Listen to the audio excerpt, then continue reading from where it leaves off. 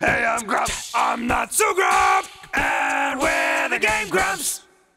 Hey, boy, welcome back. Welcome back, boy. Better quit that whipping. Whoa. Better quit that whipping, boy.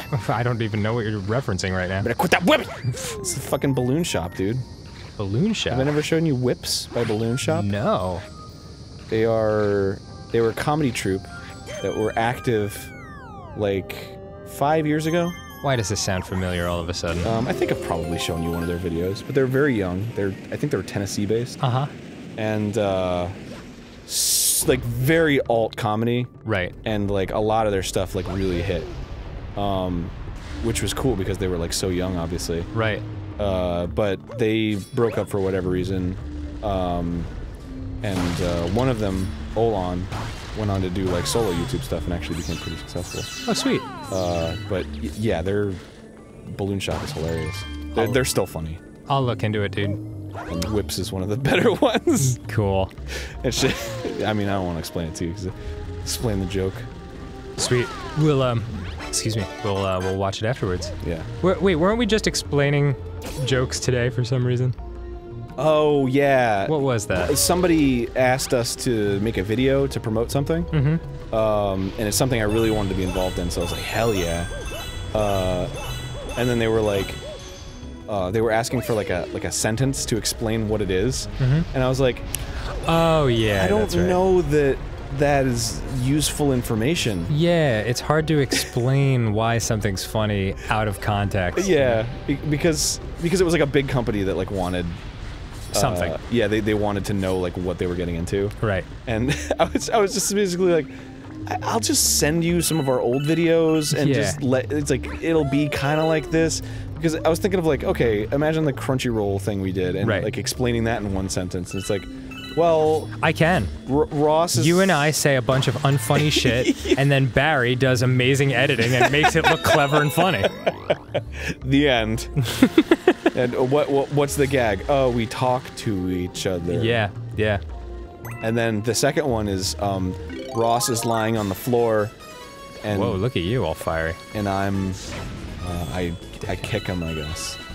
Yeah. You know, it's like, how do you fucking... Brush this out to the side. And it's like, it's funny because that's how it is. It's just funny. Yeah, like, we don't know why it's funny. Yeah. We just know... when we watch the footage back, we're either like, yeah, that works, or like, nope. Yeah, well, that needs to change. Yeah. Because that's not funny at all. Yeah, but it's very hard to quantify. I remember when I first started out at Upright Citizens Brigade, there's a famous group at the time called Derek Comedy. Oh yeah, they're great. And that had Donald Glover and Dominique Dierkes, who was a teacher of mine, and DC Pearson, and two other people who were also very funny, but like extremely talented comedians. And I remember like I was an intern and I just like happened to be restocking the fridge or whatever while they were in the green room talking about comedy and like talking very like intelligently about like why certain things worked and why they didn't. I was like, God damn, this is interesting. And so like that was the slowest fridge stock of my UCB internship. Just cause like I was like, holy shit, I'm really learning a lot from this. Wow. What did they say? I can't honestly remember. It was, I mean, it was basic stuff. Like, it's stuff that anyone doing this would learn eventually, you know? Just the idea of, like, never overstay your welcome, you know? Like, if a joke is funny for 30 seconds, don't make the sketch a minute long, you know? Right. And that's something that, like, Brian and I deal with sometimes because people are like, you know, your albums are too short, you know, time-wise. Right. But I'm like, it's hard to explain because you don't want to seem like, well, no, fuck you, fuck that, they're the perfect length. But like, if they were 5 minutes longer and we padded every song with like an extra 30 seconds, like beyond what's funny, nice bank shot. Thanks, bro. It would really drag. Didn't intend to do that. Yeah, it would really drag, and like, the best example I can think of is the 40-Year-Old Virgin, which is the movie version that was in theaters was fucking hysterical, and then on DVD they had the unrated version, like the director's cut, and there weren't any really new scenes. There was just like 15 extra seconds to every scene, and it totally killed the movie. Like, it wasn't nearly as funny. Like, the pacing wasn't as snappy, and really? like... That's interesting. Yeah, it didn't move as well, and like, that's what editors are for, you know? Like, you do jokes until they're funny, and then you're out. Because, like, you know, always better to leave an audience wanting more than to feel like that was a little too much, you know? Right. Or one beat too many. Wow, that's fascinating. I never knew about that movie. I'd love to see that. Yeah, well, the thing that bummed me out was, like, the only... Maybe you can find it now. But like for a long time, the only DVD version you could find was the director's cut, which was the one with the extra footage. Right. Fuck. Huh. It was really weird. Yeah, wow. Yeah, so to hear them discussing shit like that was like very like eye-opening. Cool, man. Yeah, so I guess I have to rescind my statement of you can't discuss shit like, oh, you can't break comedy down. Yeah, you can totally fucking, you can talk intelligently about comedy. Damn. Can you hit that from this? Yeah, I think I'm... Yeah, I think that's the way to do it. Yeah, I've had plenty of conversations about comedy with, like, Barry and you, I feel like. Yeah, probably. Just wasn't thinking about it. Yeah. Because there's, I mean... Oh, boy. Can you bank it off the mountain, maybe? No. I think I just gotta go up there and do it. Alright. Get the fuck out of here, man. Yeah, you are. Deal with your garbage. You are salting my sass. I'm the only one who can shoot fire, not you. This actually looks pretty difficult. Spit hot fire. I'm Dylan. I spit hot fire. You're too close, man. Just pushes him out of the way. That's actually one thing that I've sort of struggled with. Ah, yeah. Oh, too bad. Fuck. Because I like helping people. I think when I get older, and like I've done all the things that I sort of want to do, and I'm feeling kind of mellow, I wouldn't mind like taking an apprentice or like being a teacher or something. Oh yeah. A small class though. Yep. Just like something that I would offer, not like would be in schools or anything. Right.